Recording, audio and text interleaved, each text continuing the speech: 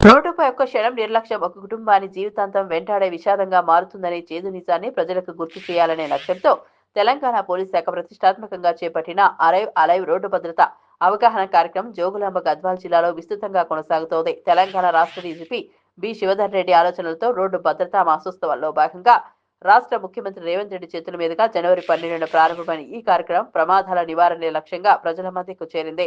ఈ సందర్భంగా జిల్లా ఎస్పీ టి శ్రీనివాసరావు మాట్లాడుతూ రోడ్డు ప్రమాదాలకు ప్రధాన కారణం ట్రాఫిక్ నిబంధనల పట్ల నిర్లక్ష్యమేనని చెప్పారు.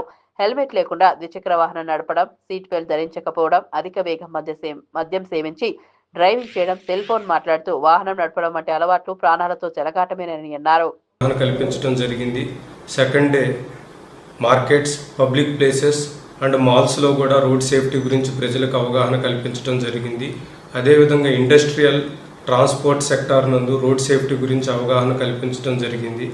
చర్చిలు, మసీదులు, ప్రార్థనా స్థలాలు, దేవాలయాల దగ్గర కూడా మనం రోడ్డు భద్రతా వారోత్సవాల గురించి అవగాహన కల్పించడం జరిగింది.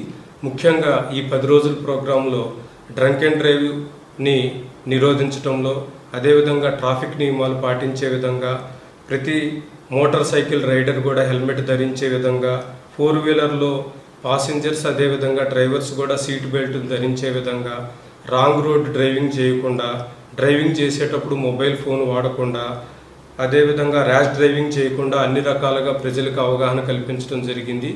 ఈ కార్యక్రమాన్ని పోలీస్ డిపార్ట్మెంట్ గద్వాల్ జిల్లా మొత్తం కూడా ప్రతిష్టాత్మకంగా అమలు చేయడం జరుగుతుంది.